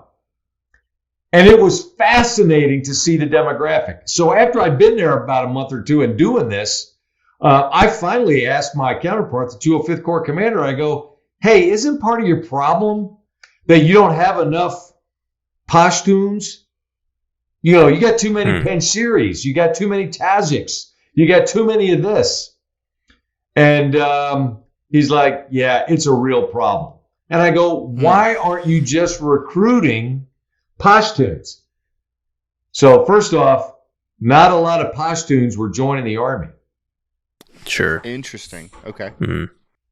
Right? And here's why. Because, as you know, the Taliban were principally Pashtuns. Mm-hmm. And there's a fine line between what's a guy who's just a good Pashtun and who's in the Taliban. And they as a Pashtun soldier, they might be in a firefight with their cousins or some sort of extended family member. And God forbid they actually have to do a cordon search or something like that. And they chose not to join the military. And if they did, they asked to be sent somewhere else, not in Kandahar. So they would not have that conflict of interest. Yeah, I didn't even consider the fact that they would join in disproportionate numbers. Yeah, I would agree with Rusty Bradley, but here's the other thing. This is not for us to tell them how to do it. Yeah. they got to come to that conclusion on their own. So it was really difficult, really difficult. Anyway, and what were your thoughts on the readiness of the ANA in 2012? I mean, I had the privilege of being able to see them 2012 and 2017, and there was quite a difference. But on the ground level, I'll be completely honest, as a PFC, we were not impressed at all, and borderline dismissive. Yeah, you shouldn't. It depends. There was some that were pretty good, but again, just like in the American Army, it boiled down to their unit leadership. If they had decent leaders, you'd find a decent unit. The problem was there wasn't that many good leaders. And so it was, I think they're at the battalion and brigade level. There was a couple of battalion commanders that I could have lived without. The battalion commander in Zangabad, he was terrible. And they cycled through a couple of them while I was there. They were terrible. And, arguably that should have been one of their best guys. Right. And no, he was terrible. So where we had good units, good unit leaders, you had some units that could perform. But, I felt like it was one step forward, two steps back sometimes. And for sure. I think the brigade and the corps leadership was pretty good, and the staffs, I spent a lot of time with them. But my frustration was getting them to go on the offense was difficult. They were very happy to sit at checkpoints. They didn't want to do what you guys were doing. No, they definitely did not. At every level. Yeah, for sure. Did you ever get any kind of any sense of resistance from the Afghan army about operating in Panjway because it was Panjway? Were they, like, for example, happy to go do operations in Aruzgan, but a different mentality towards the Arghandab Valley? No, just universal. Well, there was okay. I shouldn't say that. Yes, there was some of that. They were really happy to go up and do a clearing operation in Zabul. Oh yeah, that made them all really happy. And we did a big op. We went offense up in Shawalikot and on the north end of Arghandab. And that went pretty well because they thought, we had good intel, and they fleshed out the intel, and we were going to go after some lateral routes, Taliban, trafficking routes, infiltration routes, and so forth, and some camps. But getting them. There was a bit of a resistance about going offense in Panjway. But we had a similar challenge in Zari. Sure. And, there's like a very powerful shadow government in both of those districts. Do you think that had anything to do with it? Was there... Oh, yeah. Sure. Yeah, absolutely. As we've talked before, right? Nobody...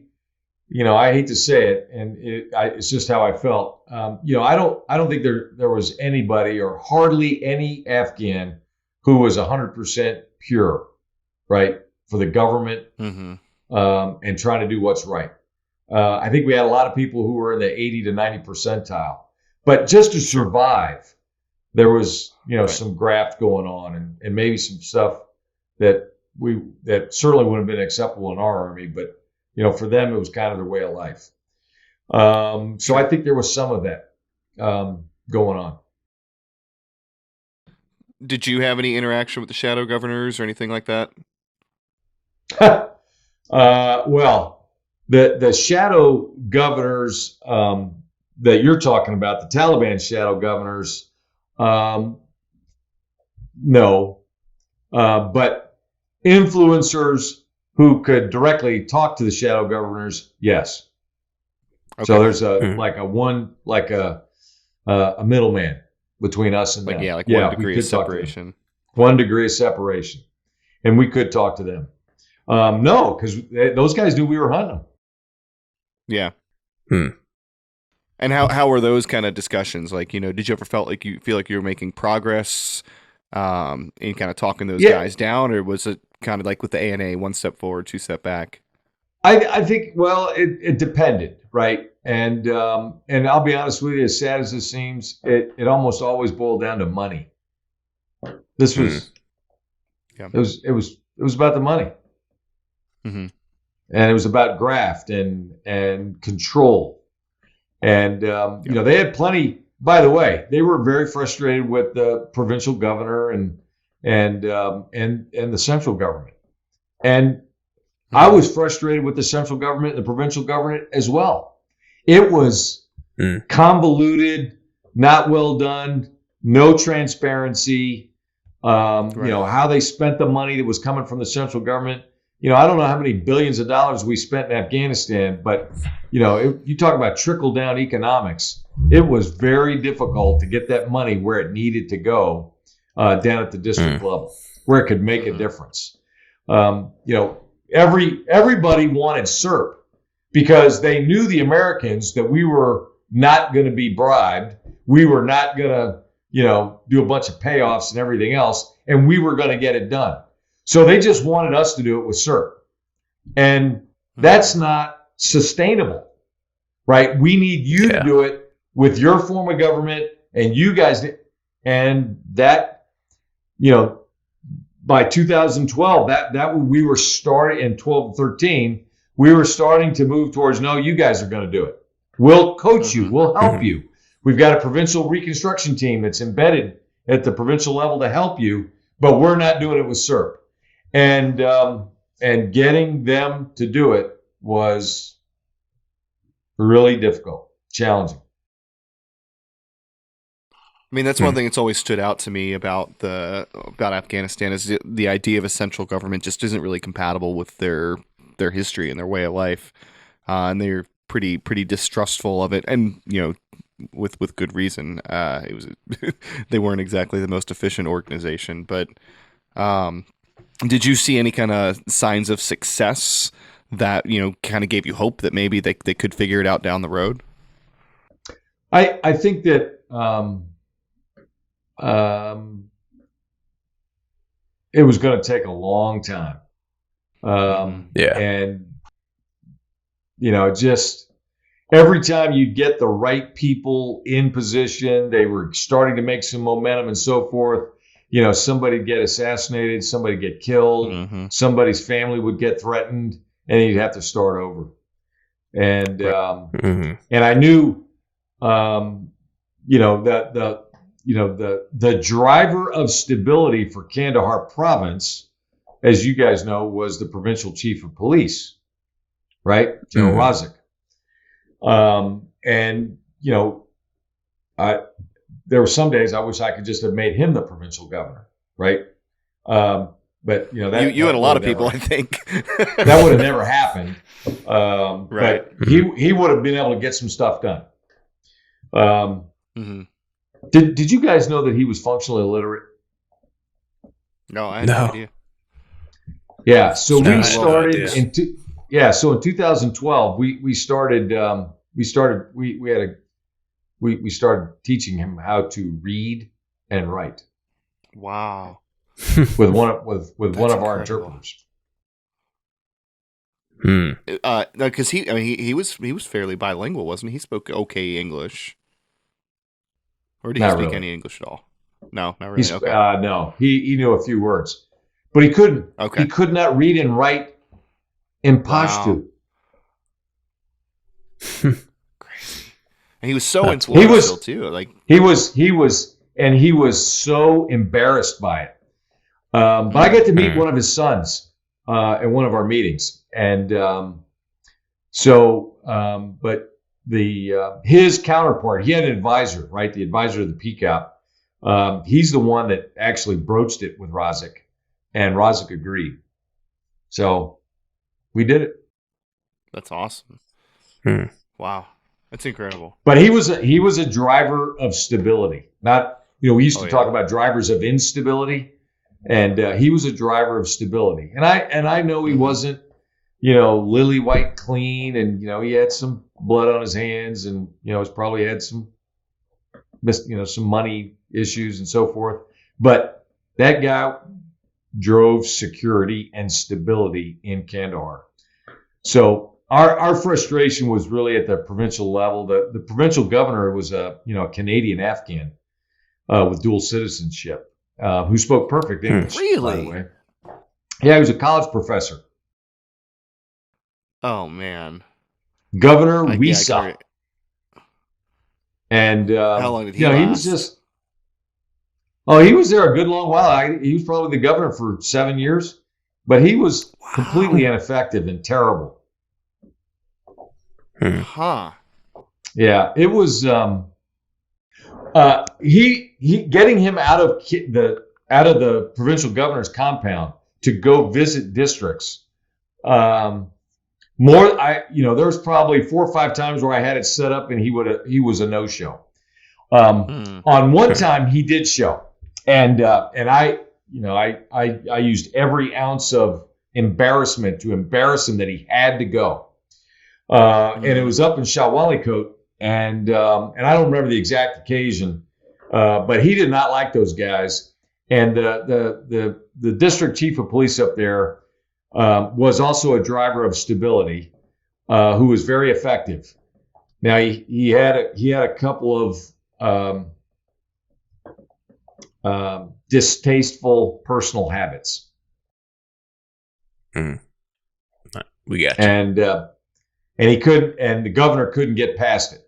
But anyway, there was going to be a big shura, and we had lined up a bunch of projects and some money and so forth.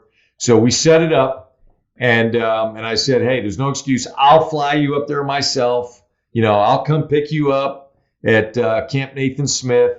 You drive over there, and I'll pick up my helicopter. We'll fly up. I'll take care of security. Everything will be great. So he agreed. The day before, I get a phone call from his guys saying, hey, the governor's going to bring his daughter. She's in from college in Canada, and she's going to come along. Okay. So we land. I land my helicopter, and I get out, and I go over to greet the governor, and I see this gal coming at me, Afghan woman with skin-tight jeans, kind of a loose blouse, no head covering, makeup to the nth degree, very Western appearance. Yeah. Yeah. So hey, I away. So I had my interpreter. I said, you grab her. I grabbed the governor by the elbow and I dragged him back to the, we had a little shack there for the, to control the helipad. And I said, hey, what do you think you're doing? I go, we're going to Shawwalikot. I mean, I will not be privy to an insult to the district governor and all the elders that are coming in. He's like, what are you talking about? I go, hey, your daughter is not appropriately attired. So he's like, what are you talking about? And I go, hey, I'm just a guest in your country, but even I know that's not going to cut it. So here's what's going to happen, or you're not getting on my helicopter. So anyway, so he was embarrassed, she was embarrassed. Anyway, we ended up we found a headscarf. We got it all toned down. We got her covered up. Got on a helicopter and went after her. She still, we get on the ground, and of course, she loosens up her head scarf, and we got in the meeting, and the elders were so disrespected, livid. You could tell that they weren't going to listen to a word this guy had to say. And I'm like, God, I hope we just make it out of here without somebody getting shot. So that's my immediate thought. Like, what? How are you? Oh my God! How are you? So stupid. And this is the challenge. That. So this was the provincial governor for all of Kandahar, and I displayed more cultural sensitivity than he did. Yeah. So if he was Canadian Afghan, he must have been implanted, not implanted, but he must have assumed that role while the Canadians held Kandahar. Like, I mean, it blows my mind that a Westerner would be installed as because he's essentially a Westerner. But he was a friend of Karzai's. That's how he got to be the provincial governor. Oof, man, talk about a misstep. PFC Grace even sees the problem with that one. Yeah, so that was our challenge. You asked about the governance, and so no, I don't think. I didn't think we would always need a provincial reconstruction team. We'd always need some element of the embassy to be down there to help them to try to get this governance on track, because it was not sustainable without us being there. So yeah, interesting. So I mean that kind of begs the bigger question is, obviously you weren't very surprised by the rapid collapse of Kandahar in Afghanistan. Did it kind of play out the way that you thought it was going to? Well, I didn't. Once I saw the announcement that we were going to go to zero Americans, with no anything, I didn't know how long it would be, but I had kept in touch enough through 2018 as the Force Comm commander, as the force provider, and I had visited there multiple times. I knew that if we were there, they could sustain it. But number, what was that number, right? 6,000, 8,000, 10,000, I don't know. But if we all left, I think we all knew. Anybody who had spent a decent amount of time there knew that they just couldn't do it themselves. They just didn't have the wherewithal, the confidence to do it themselves, and the governance. We never got the governance right. And if the military came along, but if you didn't get the governance right, the people would never feel secure. And if you don't get the people secure, I said this earlier in this session, right? The center of gravity was the security of the people. And if you couldn't get the governance right, it wasn't going to be sustainable. So yeah, and it's heartbreaking to watch what's happened now, and so we'll see. Yeah, it's tough. We started this project essentially in fall of 2020, which is when, for all intents and purposes, Panjway fell. They took everything except for the district center in the fall of 2020. So over the course of the podcast, we've heard from people up until fairly recently that were there. They're like, hey, the Taliban are in charge. They're running the show. This is what's happening. And so we had the unfortunate insight into knowing that it was already gone. Well before we left. It was just they just weren't taking district center because that was part of the Doha agreement, and it's real tough. To know that it was what was going to happen. And we mentioned in the preview, I was shocked at how quick Kabul fell, but Kandahar fell pretty much right in within what my predictions were, which was that they weren't going to survive the summer. And it's just tough. I mean, there's now all those communications that we used to get completely gone. Nothing. They have. We know that there were people that we had to block the Facebook group in Afghanistan because people were being targeted for being like members of our online group. So the Taliban was using the Panjwai Podcast Facebook page to look for people. So we had to block that. We had to, and once we did that, it's kind of the tap shut off, unfortunately, and it's difficult. Nobody's coming for them. No one's going back to Panjway to save Panjway. Panjway is the last priority in that country. Ahmad Massoud isn't going to take his forces down to Panjway District Center and liberate that district. It's lost. And that's a difficult pill to swallow, right? Mm-hmm. And a lot of people say, I get asked. I'm sure you get asked too, right? Was it worth it? And that's a difficult question. I know I know that, we weren't always perfect, but we gave the Afghan people the best chance they're ever going to have at a better life for themselves. And note that I don't say, I'm not talking about freedom and democracy and all that. I'm just talking about the best chance for a better life, right? Where they can, their families can be safe. They can, get educated, have an opportunity to earn a living and not feel threatened. And that's what was going on when we were there. That's exactly what was going on. And there were so many, good things that were going on.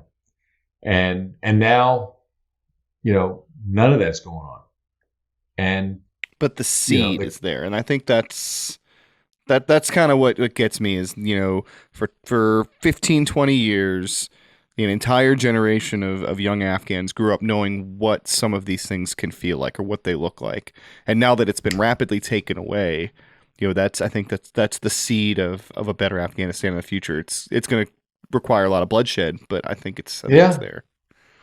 So I don't know the exact numbers. I used to be able to recite these statistics off the top of my head, but in 2001, there was somebody that said, there was 1,000 cell phones in Afghanistan, and by the time we got there in 2012, there was 6 million cell phones in Afghanistan.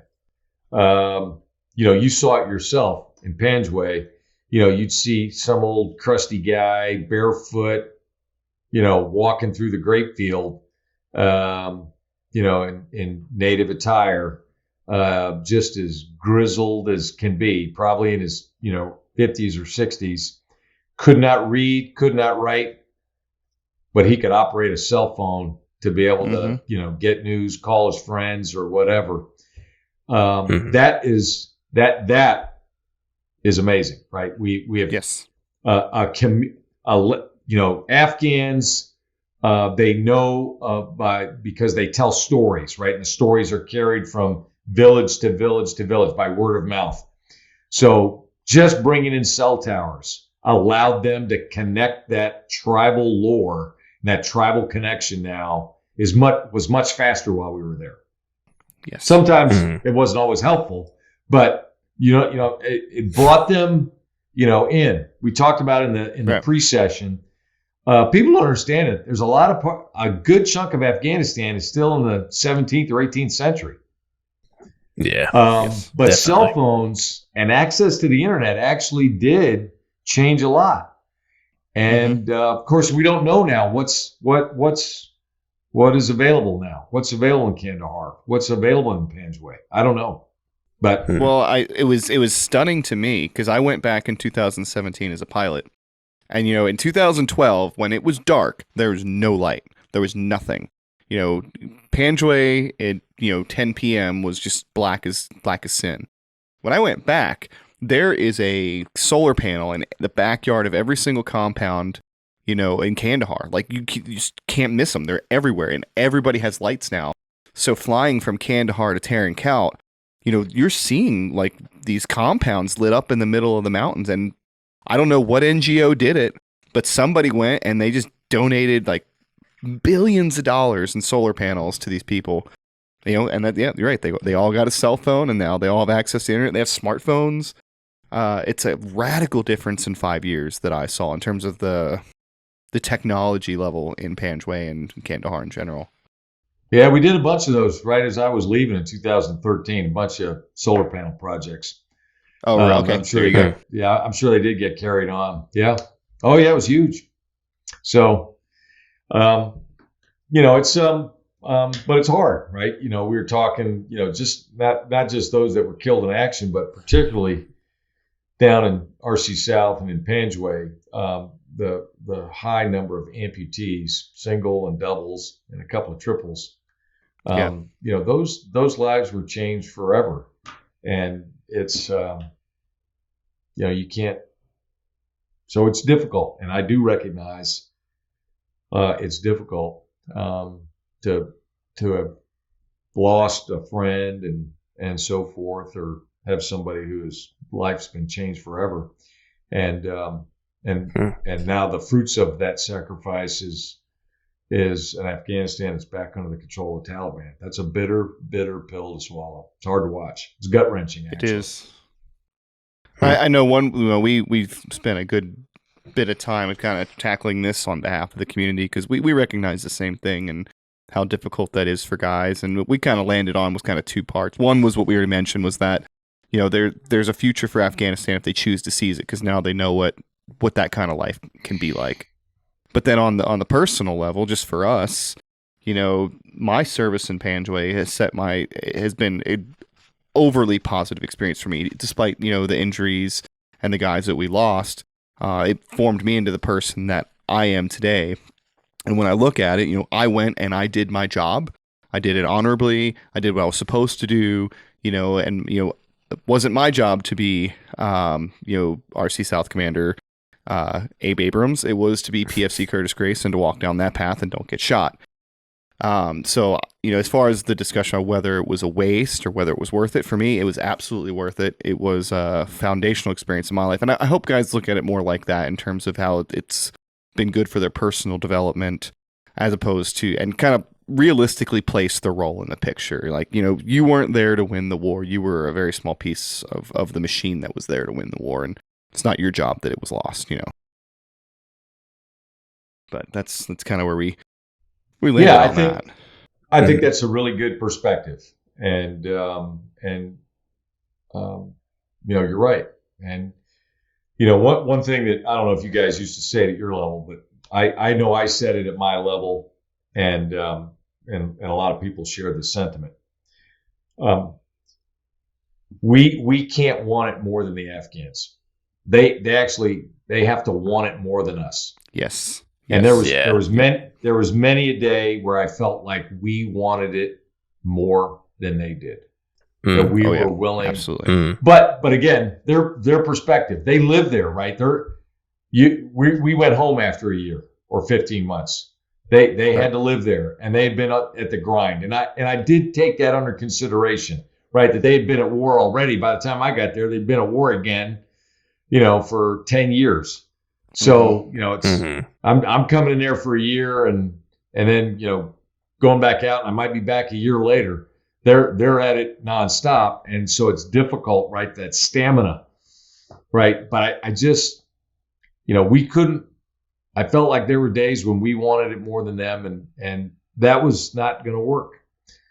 So, but I will tell you this, I'm really glad to hear your perspective, because I wouldn't want everybody who was there when we were there. I can promise you they made a difference. Right? I don't care what their duty position was, because it did get better. There was progress. It was measurable. You could see it. You could feel it. Right? You could go to Ashura and you knew there was progress. We were talking about the right things. Right? Things were getting built. You know, the Taliban did not have freedom of action. Every time they raised their little head and tried to do something, you know, they were going to get whacked or they were going to get dragged in. So it worked, and it was hard work. But there was a lot of progress, and I'm confident that the people that came after us were locked in on continuity and so forth. So again, like I said, we gave him a really good chance, and I hope that, you know, like you said, generational. I hope that sometime in the future, there's a youngster down there whose life was touched, who says, you know what, we're gonna do something about this. Hope. Well, Abe, this is where we usually close these episodes up. And what we always like to do at the very end is to kind of give you, our guest, a chance to say anything that you want to say that we didn't get to talk about either during the interview. If you wanted to speak directly to the soldiers that you've commanded, or you wanted to call out a particularly exceptional, you know, NCO or officer in your career, this is kind of one of the chance to kind of say whatever you want. The floor is yours. Yeah. Well, first off, thanks for giving me the opportunity. This has been terrific to sort of go down memory lane and have an opportunity to talk about what was going on in Kandahar and Panjway district from 2012 to 13. As I just said, but I'm going to say it again. For those in Bravo 164 who served in Sperwan Ghar, yeah, your service mattered. It did matter. It was extraordinarily difficult, challenging assignment and tour. It was not designed that way. It just happened, as we recanted, as a result of a number of different things that occurred. And everybody who served in that unit, they stepped it up and they made a difference. That particular place, by the way, as you know, is key terrain, and controlling key terrain is always essential for success in a military operation. And you guys did it, and I know it was really difficult, and there were some bad days, and but you should all be enormously proud of your service. I'm certainly proud to say I served with each and every one of you. So that's my first message. Look, I was fortunate. I got to be a soldier for 39 years, 3 months, 5 days. And I say I was fortunate because I got to do what I love to do. I love being a soldier. And not every day was rainbows and unicorns. Not every day was a great day. I had my fair share of really crappy, terrible, days. But I'm enormously proud that I had the opportunity to be a soldier and serve my country. And I got to serve with some unbelievable Americans that I otherwise would not have had a chance to meet and serve with and share the sacrifice with. And I have so many friends for life that my family and our lives have been so enriched by everybody that we got a chance to serve with and to walk with. So it was fantastic, and I've got nothing but the fondness of memories, and I'm grateful to have had that opportunity. Not many people get to do it for as long as I did. I was just fortunate, but I'm retired now, and keeping busy in other ways, and looking for opportunities to give back. One thing I am committed to is one thing I've learned in retirement is, who helps veterans most in transition into the civilian world and working a civilian job are other veterans. Yes. And that is something I take to heart. And so every chance I get, I'm helping veterans make the transition, to help get them connected so that they can get on a pathway to whatever they want to do. And I think that's our responsibility for those that have gone before them, is to help the next generation of vets make that transition. But you can count me in, and anything I can do to help veterans in any way, small, big, whatever, I'm available to do it. Don't hesitate to reach out to me, and if I can help you, I'll find a way to help you. There's a ton of ways to contact me. You can reach me on LinkedIn.